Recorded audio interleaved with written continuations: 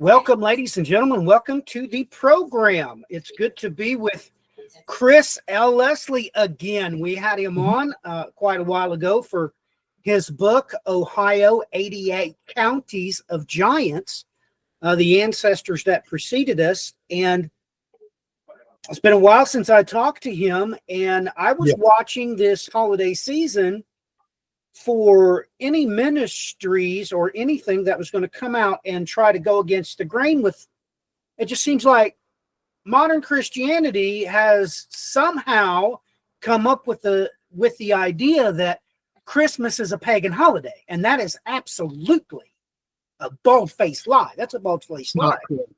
So Chris was the only one I seen posting on it, so I shared a couple of his posts. I invited him on. And wow, a whole lot has happened since we've had him on last. So, Chris, welcome back to the program. And why don't you bring us up to speed about what has gone on since you wrote your last book? Okay, my last book is Ohio 88 Counties of Giants, and I'm putting a museum in Butler, Indiana. And I've bought the building, and I've bought display cases for that purpose to show examples of giants, to have some a Christian-based museum right here in Indiana. And I chose this location because it's between Ohio. I'm 4 miles from Ohio, from the border, and I'm in Indiana where I'm working on the book, and I had finished it. But before I went to publish, I saw that this Christmas thing was a problem, and it needed to be addressed immediately. And so I jumped onto that, and I put the same fervor I do with my giant book, Ohio 88 Counties of Giants, doing, full research, in-depth research, looking under every stone and then some. And I just apply that same discipline to the subject of Christmas. And I didn't expect a lot, and I knew that there was something before Constantine, which is usually the lying narrative that Christmas started at Constantine. And so I found a few, like Hippolytus and Theophilus, and then I could have went with just that, and that would have been enough to disprove and debunk a lot of these lies that are even being said in the pulpit in churches. I would say it's close to 98% of churches are now moved towards this idea that December 25th is not the correct date. And they are teaching this in error. This is something that is pushed by the deconstructionists, the disbelievers. And in this case, a lot of Christians are just useful idiots. They are running with this information, and a lot of it isn't checked at all. So and it's just being told behind the pulpit. One of the lies, of course, is Constantine, that all this started at Constantine. But there's numerous instances when people mention the December 25th date as being the birth of Christ, going back. One of them is the Philosian calendar, which came right before Constantine. Julius the First also came right before, around 320. And it goes all the way back to Eusebius in 66 AD, which is about 30 years out from Jesus's crucifixion. So there's instances of Christmas being mentioned before some of the Gospels were finished, which is a big deal. They hadn't even finished all the Gospels, and they're already talking about celebrating the birth of Christ. So I wanted to put this book together. After a little while of finding a few, I took and just waited, because I knew that there was more more to come, and then an avalanche of research just kind of fell in my lap, and that's kind of what I do. I don't. You can never get it all at once. Sometimes you just have to wait, and then as you're casually looking, doors open, and then you get the floodgates pour in. And so I think I have probably 70 to 100 accounts of instances when people mention the December 25th date going all the way back. Since I had the time, I decided to write down some of those, and I could read some of those for you. Why don't you give us a couple? I mean, at least give us a few from before 300 AD. Okay. Okay, I'm going to start right here at 325 AD. That's before Constantine. That's before a lot of these pagan deities and stuff like that are even mentioned or documented. 325. Now, this is a different Eusebius. This is Eusebius of Caesarea. He said, "For it is not unknown to all that Christ was born in the month of December, and that on this day the church has always celebrated a holy feast." Now it's saying that that day has always been a celebration. So it was marked from the beginning of time that this was going to be a special day, and we should keep this day, and continue to keep it, not abandon it because some atheists decided to try to break up Christianity. Theophilus in 181, he says, "We ought to celebrate the birthday of our Lord on whatsoever the 25th of December shall happen." So what that's saying is that it doesn't matter the calendar. It doesn't matter where it says Julian, the Gregorian, or the Jewish calendar. Whatever date falls on December, or whatever December 25th falls on whatever calendar, that's when we should celebrate the birth of Christ. Because there's something called calendar drift. And the idea is that, we have 360 days at the beginning of creation. Now we have 364.5, I believe. And the days, a lot of calendars, they'll just add a month at the end. Some of the calendar, the Egyptian calendar, some of the Jewish calendar just add 5 days at the end. And so things are never the same exact day. So we're not, the day is not important. It's the date. So December 25th is the chosen date. And that's the date we are still expected to celebrate Christmas. I'll read some more. Clement of Alexandria said, "The birth of our Lord is celebrated on the 25th of the month of December, which is the proper time." So, okay. What time frame was this written? Clement of Alexandria is 200 AD. Okay. So it's more than 100 years before Constantine. Right. You're talking a number of years before Constantine. So this is really just nipping this in the bud. Give me one more before Constantine. Okay. Let me see. I'll go to Irenaeus of Lyons. It's in 180 AD. So this is 2nd century. He says, "The Son of God, who became incarnate to redeem mankind, was born on the 25th of December. For this day was marked by the heavens with a great light." So, there was a light that shined down, which allowed the wise men to show up. So they knew all the way to China what day this light appeared in and above Bethlehem. They knew the exact date that this happened, and it had never happened before. And so it was a light to the whole world that there's something happening. And so they're not going to forget this date. This is an important date. And it's been marked ever since. It's been celebrated, and yeah, they were expecting it.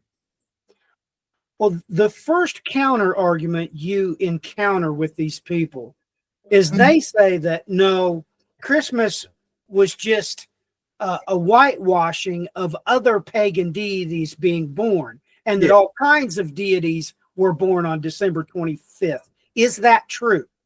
Not one deity is born on December 25th. Not one of them.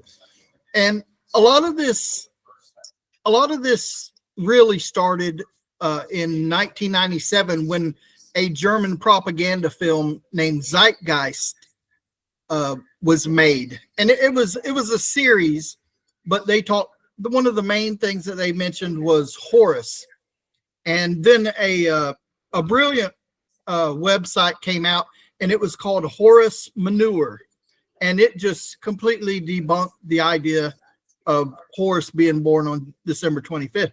But what has happened is they've tried every deity, and they just keep saying it, and through them keep saying that Tammuz, that Dionysus, that Isis, that all these different deities, one after the other. The only one they haven't got is Gozer from the Ghostbusters, I think.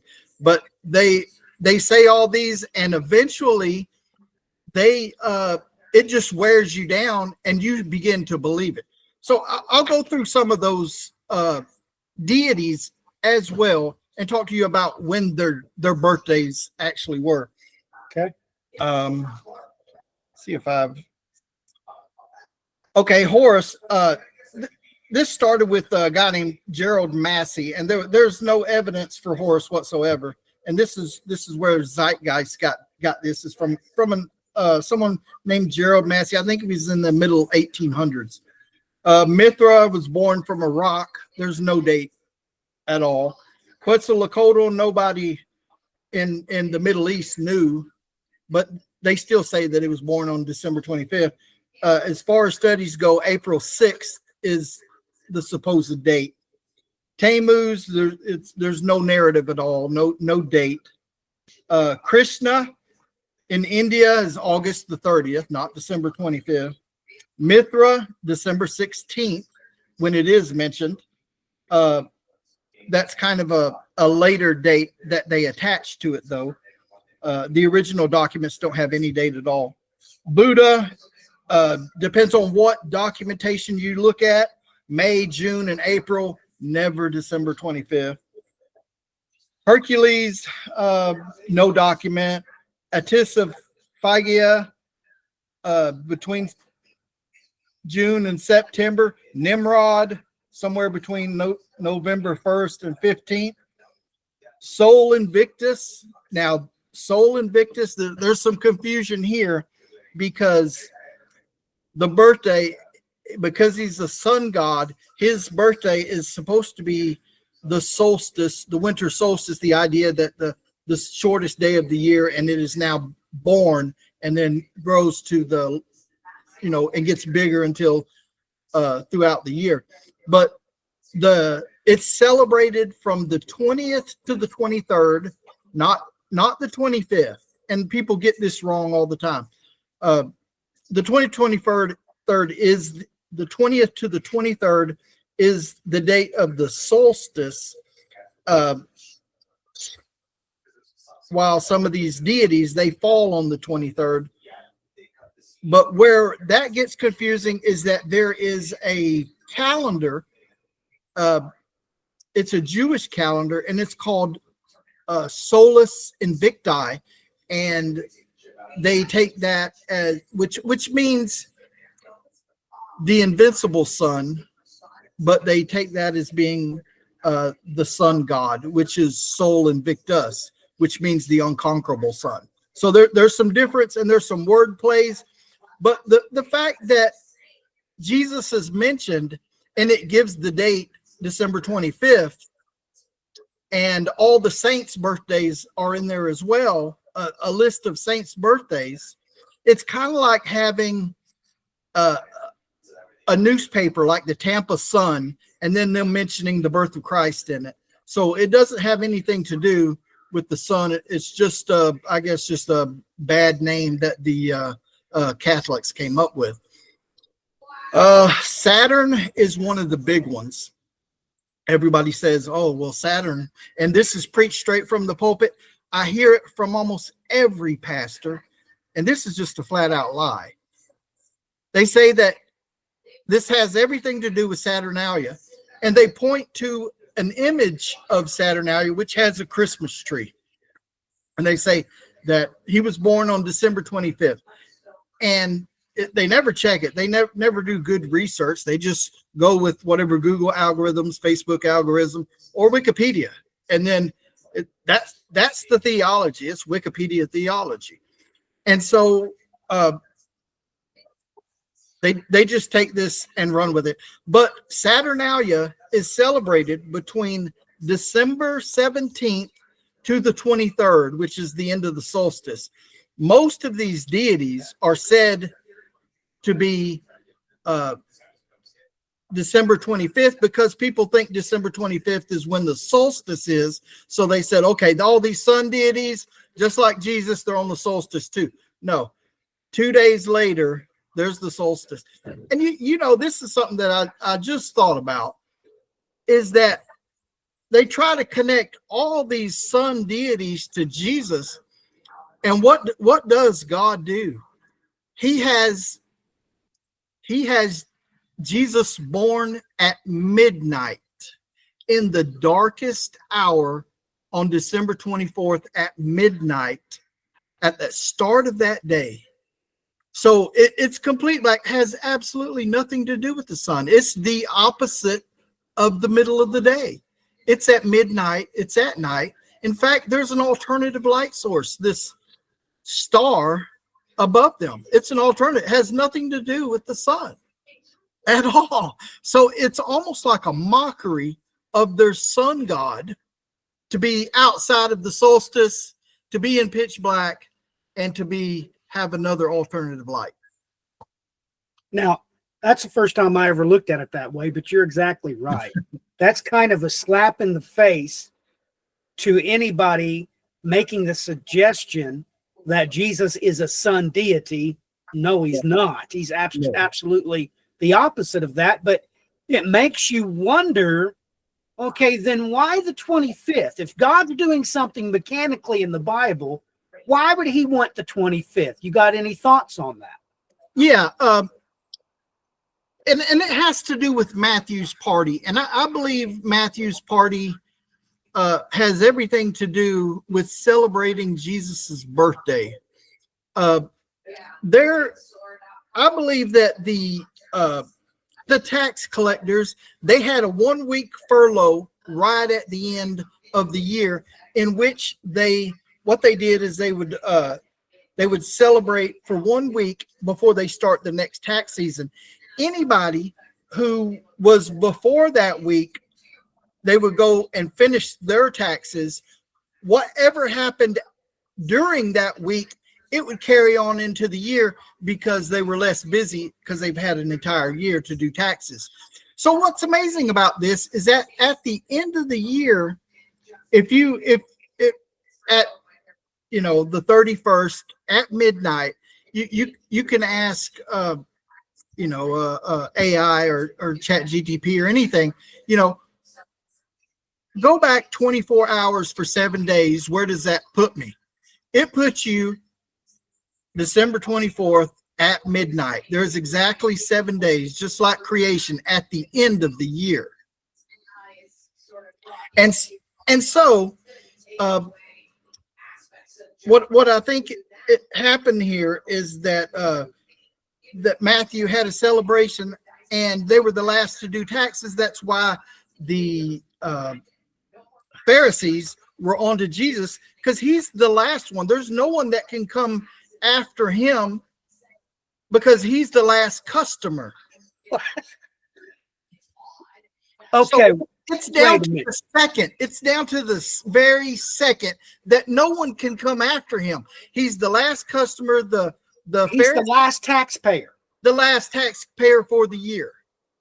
And it just works out that way. That he's the last. So what you're saying is this is why the Pharisees were saying he was partying with the tax collectors and sinners, because everybody else has done. They're gone. He's there while they're partying. They're into their last days. They're getting ready to cut loose. Okay, so what you're saying is that from the 25th into the first of the year was a furlough for all the tax collectors. No tax collecting was done until the beginning of the year. Yes, that's exactly it. And if you read Matthew, what does he do? He talks about the virgin birth more than anyone. He talks about the virgin birth. He also talks about gifts. In fact, his name means gift. His name means gift of God. Yes. Gift of God. So there are all these little clues that are dropped that this is a birthday party that is going on. Jesus talks about age. Now, all this should be just completely apparent. He talks about new wine in old wine skins at this party. He's there because it is his birthday. They're doing his taxes. It is his birthday. And it's right there in Scripture. So if you want to say, well, nobody in Scripture even mentions December 25th. There's nothing that points to the December 25th date. Yes, there is. It points down to the very second. Down to the second. Not just the day, but the moment he was born is the beginning of that furlough, and that's the reason why he was there. And that's what I believe. The other place where it mentions is the Feast of Dedication, and that's in John 10:22. See if I wrote that down somewhere. John 10:22. That's the Feast of Dedication, and he is speaking to the Pharisees. Now, I want you to think about this picture for a second, because Jesus is at the temple, and he is at what is called Solomon's colonnade. Solomon's colonnade. He is at the temple, and the Pharisees said, if you are the Messiah, then tell us plainly. And Jesus responds to them and he said that if you were my sheep, then you would know my voice. He says, I have told you. Now, Jesus is saying that he mentions his sheep. The only sheep that is in that area that is native to Jerusalem is a sheep that's called Awasi. The Awasi sheep are the only sheep that are native to that area. And Jesus says, if you are my sheep, you would know my voice. So he gives a reference to the sheep. Now, when did he give that reference? Because it tells you right there that he is the Messiah. He gave that reference on December 25th. So John 10:22, when he's speaking to him, it is December 25th. It's Christmas. How do you know that? Because it says plainly that it was the Feast of Dedication. So Jesus is there at the temple on his birthday, and he says, if you are my sheep, then you know my voice. So he's saying that in these 3 weeks that this sheep drops, which is the only time period that the Messiah could be born, is when the sheep drop, and it's not in the spring. That is the most common lie that's perpetuated. And I'll talk a little bit more about that. But he said, my sheep know my voice. And he just gave it to them right there. And he told them on his birthday. If they knew when the sheep dropped, then they knew it had to be in that 3-week period. And yet they were right there on his birthday, and it was just plain in front of their face. So December 25th is in Scripture. It is the mention of the Feast of Dedication. The Feast of Dedication is the dedication of the temple. He says, my sheep hear my voice in John 10:2-17. Now, John also says in 2:9 that I will destroy, the temple will be destroyed in 3 days and I will raise it back up. He's, of course, talking about himself, and we know that. But he talks about himself as being the temple of God, and that he would raise it in 3 days. Yet this day of dedication, it is a dedication to the temple. It is equally a baby dedication, because both of them began on this date, December 25th. That's the commonality. And I just read to you earlier about saying that they had been celebrating December 25th from the very beginning by somebody who lived in, the 2nd century.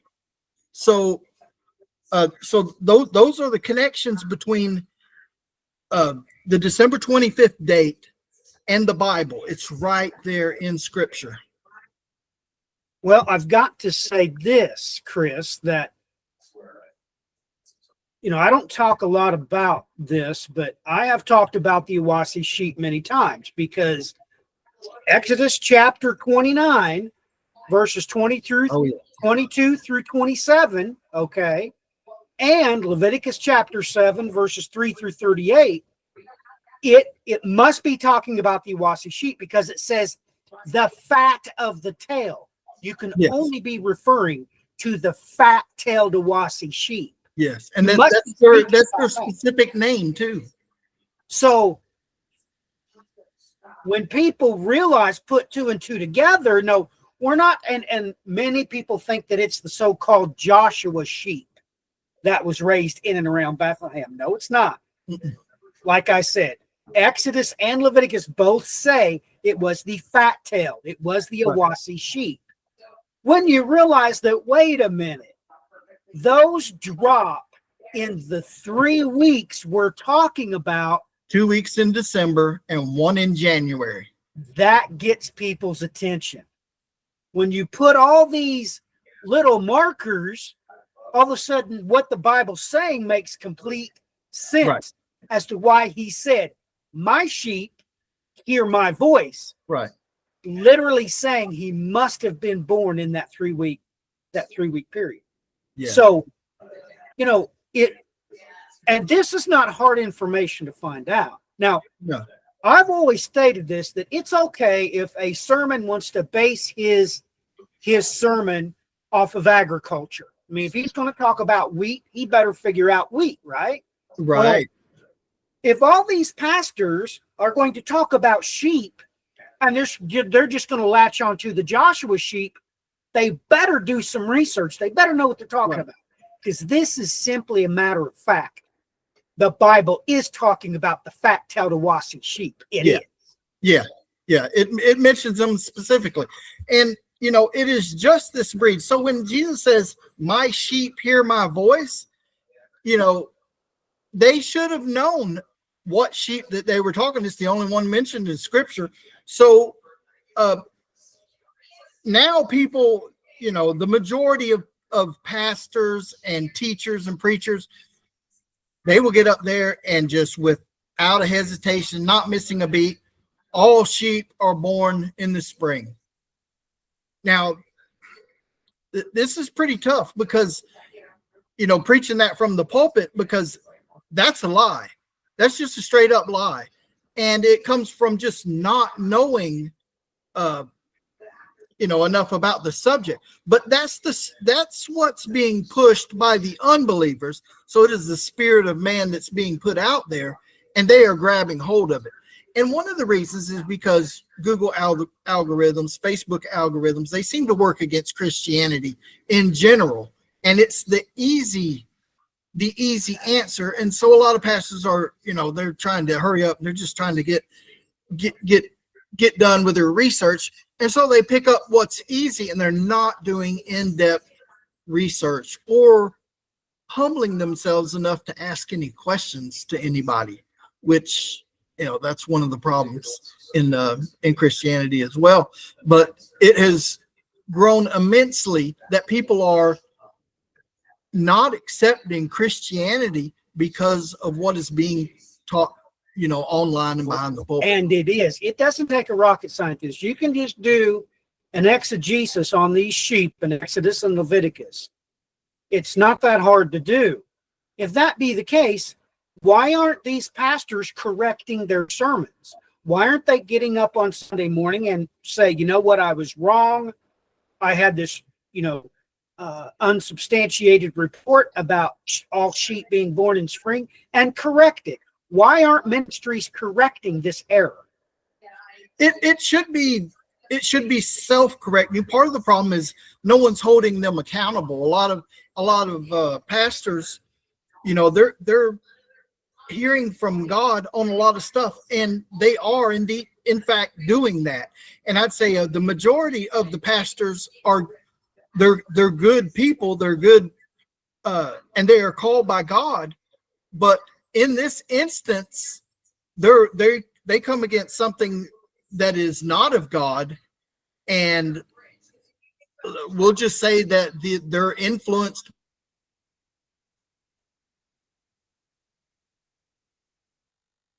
their own birthdays, but they won't celebrate Jesus's birthday. I mean, there's something to that. You take that where you want to, but it should be more important to celebrate the birthday of Christ, because I believe that you will celebrate the birthdays of the people you love, and the ones you do not, you will find a reason not to. And I don't know exactly why people are trying to find a reason not to celebrate the birth of Christ, but they are doing it. Well, that's one thing I take high umbrage with. We need to talk about this for a minute. Okay. Yes. So is it a pagan a ritual to celebrate people's individual birthdays? Because that's not what my research tells me. No.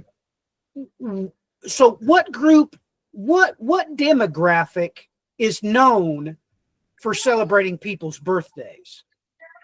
It is actually Christians. They celebrate birthdays of kings almost everywhere, but Christians always celebrate birthdays, and it's historical. There's people who have talked about Christians celebrating birthdays back in the 2nd century, and it says that they love to celebrate their birthdays, and they always celebrate. It says that they do not celebrate any feast or any festivals of the pagans, and that's what they have come straight out and said. None of them. They don't celebrate anything pagan. And this is like back in about 200 AD when they were saying this. What happened after that? They may have started to adopt some pagan stuff, but before that, they did not. So the day is pure. Like I said, there's no pagan holidays that happened on December 25th. At all. That day is pure. The closest is December 23rd, and there's a lot on the solstice, but there are none for that date. It is completely pure. It's picked for a reason, because there are no pagan deities on that day. And I've checked them all. I've looked into them all, and it is a clean date. But yet, you hear people preaching that it is a pagan holiday, and they just like to repeat it. Well, that's just pretty amazing to me, because you would think that this ritual of celebrating people's individual birthdays came from the pagans. But come to find out, it didn't. It came from Christians. It is Christian. It's mainly Christian. We're probably one of the only societies or groups of people where everyone's birthday is celebrated. In the pagan cultures, it's only the kings that are celebrated, because they're the only one that matter. But not in Christian communities. We're all kings. We're all sons of God. So everybody is important. And that's the reason why. Now, there are three societies, 3 civilizations. One of them is the Donatists, and they are in northwestern Africa. And they have celebrated the birth of Christ from the very beginning, and they have continued it. So people like to say that it started at Constantine. There's nothing before 330, and that it's a pagan holiday. All these are like three pillars. These are three lies that get preached all the time. The Donatists have celebrated it ever since the beginning, ever since it happened, the birth of Christ. So this is North Africa. In the Middle East, in Syria, the Syriac church has celebrated, and it's recorded that it has been celebrated from the very beginning. So this civilization has kept that tradition the whole time. And the Gauls from France, they too have celebrated December 25th, the day of Jesus's birth, this whole time. So there's three civilizations from different areas of the world, the Middle East, Africa, and France in Europe, that have celebrated this, that really didn't have a whole lot of contact with each other, but they all knew that December 25th was the birth of Christ. Now, people like to pin all kinds of other dates all over the place, but there are no other dates in history.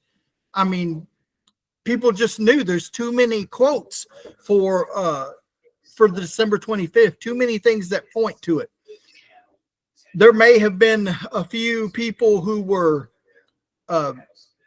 misinformed, or just didn't know what was going on in the world, much like, who was it? Venerable Bede. He was a Catholic monk, and he was very anti-Christian, but he was only gathering information from hearsay. And so he was very anti December 25th. He kind of said it was all pagan. He's one of the only people in history that really was adamant about that. And it was just because he was disconnected. He was a monk, Catholic monk in Great Britain. And so that was few and far between. But people like to pin it in September 11th. That's one of the days that's commonly cited by Christians. But, like I said, it has to be, like you said, it has to be in those 3 weeks of the last 2 weeks of December, or in January, or you just got the wrong date. There's a guy that mentions that he believes it's at the New Year's, during the lambing season, and he's got videos, and he's been on podcasts talking about it. He's probably one of the most popular Christian apologetics that is pushing this idea that Jesus was born in the spring. And all this, seeing that he made up the date and is wrong on the sheep, he starts out in error with the sheep. Then he goes and confirms it with astrology. And the idea is that, I'm going to pitch astrology to Christians to prove this date that I proved with the wrong sheep. And just like Jesus said, my sheep will hear my voice, that's another sheep. That's another sheep, yes. That's pretty amazing that you've come up with three witnesses, three different cultures, three different continents, literally three different continents. You got one group in Europe, one in the Middle East, one in Africa, all stating from the very beginning of their church history that December 25th is the date. To me, that right there is just in your face, that this is what it is. It had no origin in the pagan world. It never did. No. And that, I really take great umbrage with that. And one of the things that's always bothered me, and you alluded to it, is that it seems like to me a whole lot of these preachers are really preaching that they don't want you to celebrate Christ's birth. Yeah. There's mixed about that. And some of them will say it's okay to celebrate it. Some of them just straight up say it was not on December 25th, as if God himself has told them this, but most likely it was the internet. And that's about it. It was just. Well, it sounds like to me that you have put together enough evidence that you would have to reckon this to Hebrews chapter 12. It would seem like to me you have a cloud of witnesses here. Yes, absolutely. Many witnesses. Yeah, it's the majority. I mean, when I first started, there was a few, Theophilus, Hippolytus, that mentioned the December 25th date before. But, a hailstorm of evidences started pouring through. And the next thing you know, I've got 70 to 100 witnesses of the December 25th date. So that are historical, going back before Constantine. So when people say there is nothing before 330 AD, nothing could be further from the truth. There are tons of people. I read some earlier, but I could read them. I could read them for the next hour because there's just so many. And there's other instances too. For example, there are two census. There are two census that talk about the birth of Christ, that give the birth of Christ is December 25th. And these census had to know the birth of Jesus because it was the taxes go by the day that you were born. So there are two census that also mention the December 25th date. Now, apart from all this, there are other things that the integral year and Anno Domini, there's all of these things, like talking about comparing dates that have to do with Adam to Jesus. There's all these dates that go with and allude to the idea that Jesus was born on December 25th. So everything that I've talked about so far, I could just scrap all that and then show you a ton more evidences. We could have another podcast on just stuff I haven't talked about so far. And it's pretty convincing when you really dig into it. And it is seemingly endless. I believe that before I go to publish, because I started to do one book and the book has just grown so much that I'm going to need to make 3 books. And these are not going to be books on the traditions of Christmas. They are just going to be about proving that December 25th date. And so I will have 3 books that do nothing but that. Well, it sounds like to me that what you're really talking about here is 2 Timothy chapter 4, verse 3. I mean, if you've got this much evidence for the December 24th date, you're going to write 3 books on it. It right. Just seems like to me, with that much evidence, it just sounds like, 2 Timothy chapter 4. I'll start reading. For the time will come when they will not endure sound doctrine. If you've got that much evidence to do 3 books, the only reason why you would not believe this, the only reason why you would reject it and claim that it is pagan, is that you are refusing sound doctrine. Your ears won't hear it. That's what it sounds like to me, Chris. Yeah, there was, in the past, there were a few groups that didn't believe in Christmas. There was, the Quakers. I think some of the Quakers rejected it outright. They were some of the first. And then there was, the Jehovah's Witnesses. They don't like the idea of Christmas, and so they won't celebrate. But now it doesn't matter. It doesn't matter what Christian denomination. They've all abandoned it. I'll give you some examples. Church of Christ, pastor there, I've had long discussions with. Calvary Chapel, same thing. I've been to all these churches.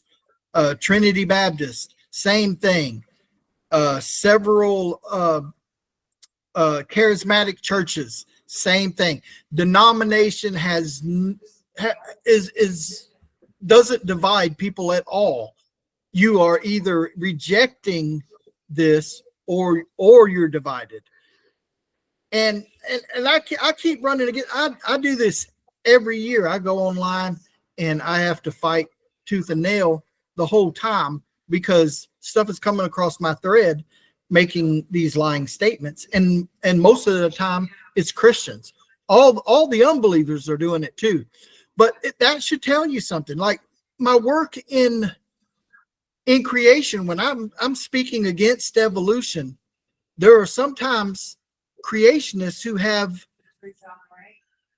compromises with evolution, and then I rebuke that, and I talk to them first and say, hey, this is what they're believing, so you need to step back and think about, are you doing exactly what they want you to do?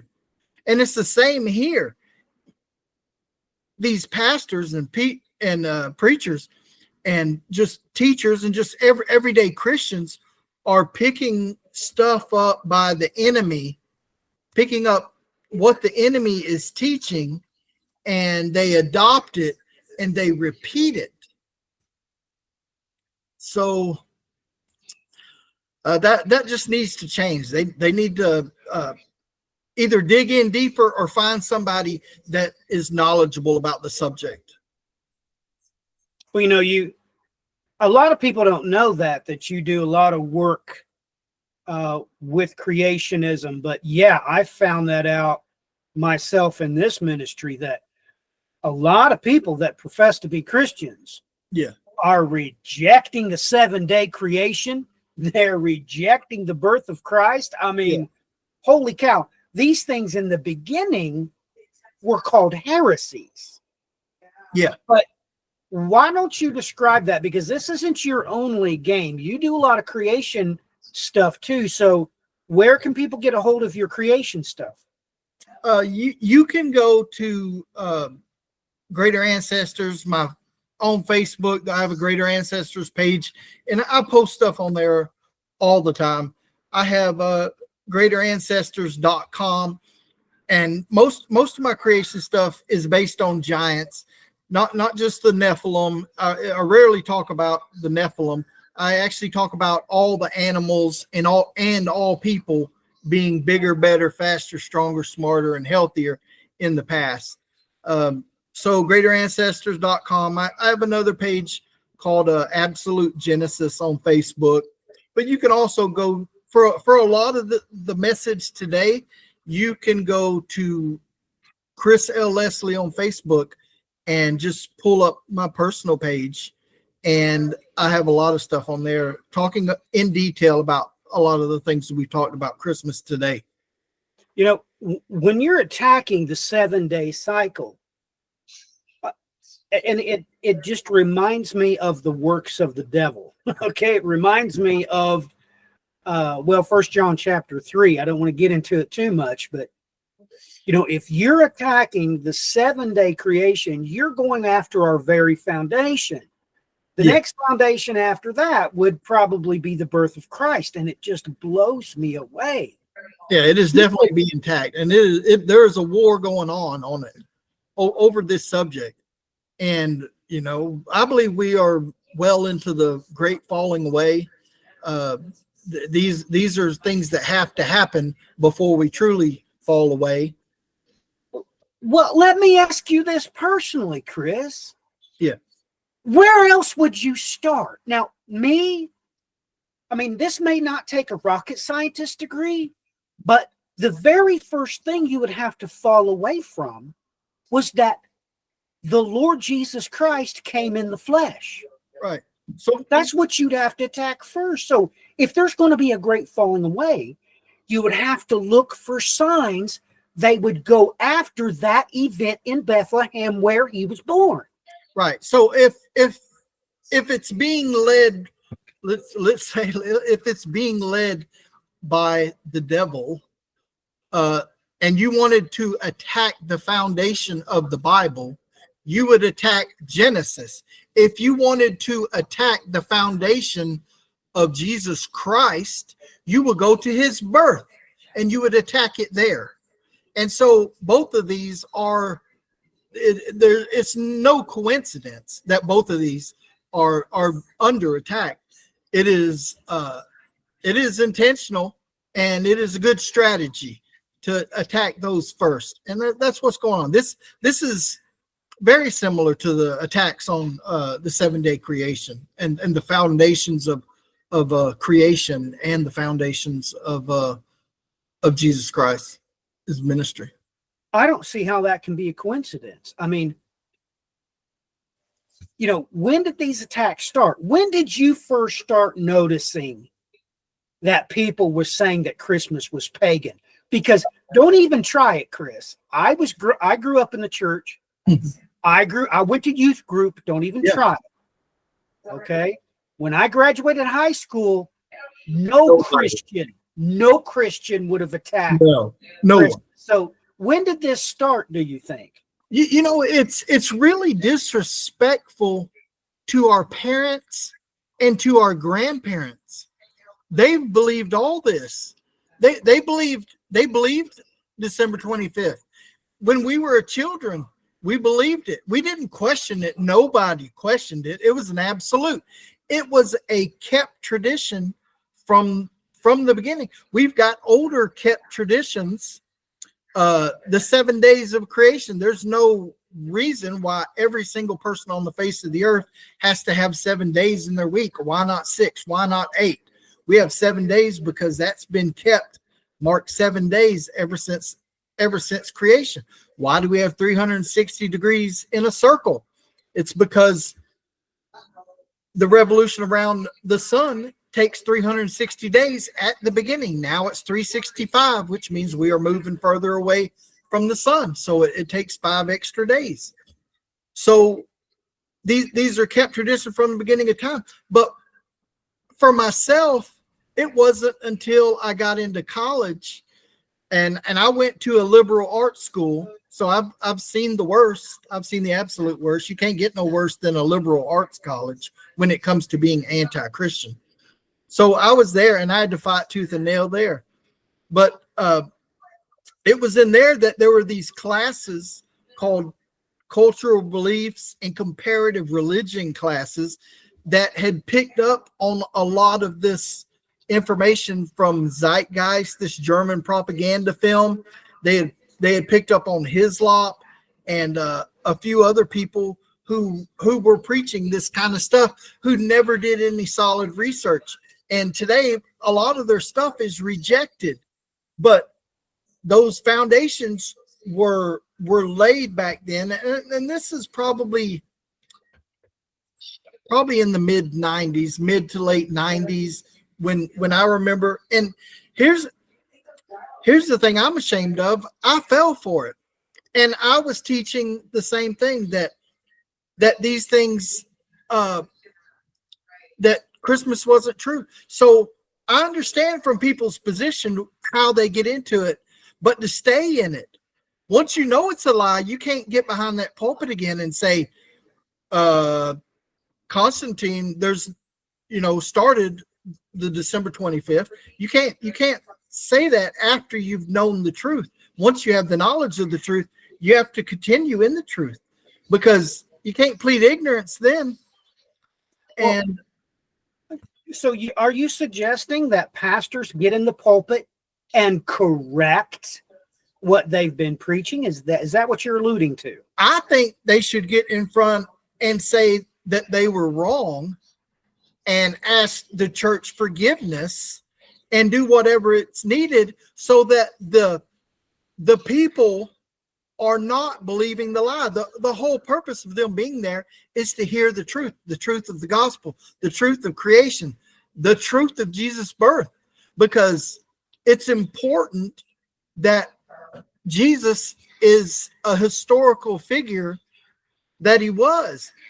There are so many people that talk about his, that were witnesses to his life, death, and resurrection, and his birth is important. It was a monumental mark in time that was global, and it's had a global impact.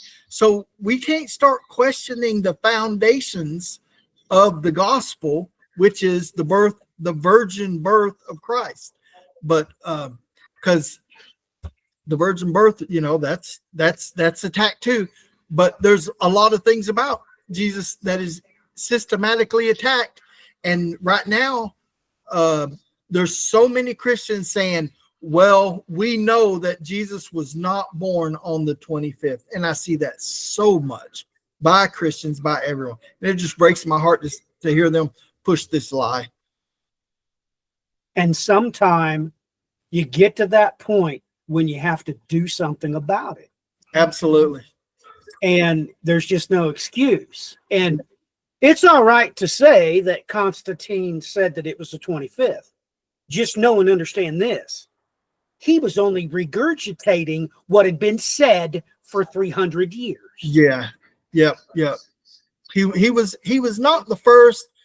And, it's like people do a research only to that point, and then before that, once they learn that, they're done. They're not looking any further. They've got what they wanted.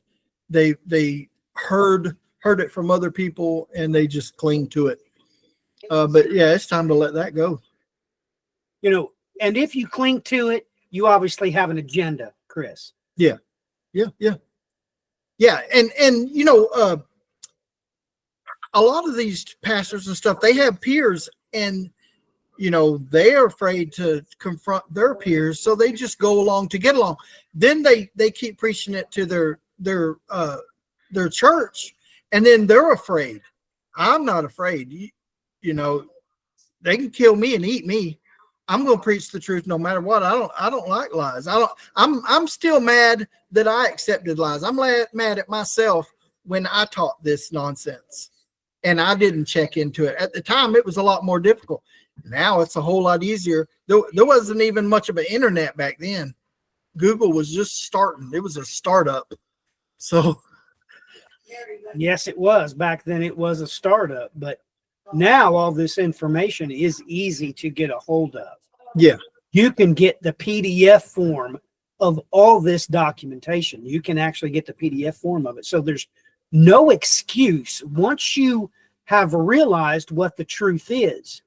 To continue in that lie is not of Christ. Right. It proves who your father is. You're a child of the devil if you continue in a lie and preach others to do the same. That's got nothing to do with God at all. Yeah, like you said, my sheep hear my voice. I bought this not too long ago. Isaiah 9:6. There you go. A child has been born to us, a son is given to us, authority rests upon him, and he is named Jesus. And it spells out Christmas. Coming down. You got to send me a copy of that text. That is perfect. Well, Chris, it has been a delight to have you on. So how can people get a hold of you? How can they get a hold of your book? And before you say all that, so you're talking about three books on December 25th. Yes. What's the time frame for getting the first one out? I'm going to get the first one out this year, and then there'll be two that follows. I'm not exactly sure how I'm going to break it up and which one's going to come out first. But right now, like my book is Ohio, 88 Counties of Giants. I've got the one on Indiana done, but I'm going to put these Christmas books out. But I plan to have it out before this next Christmas.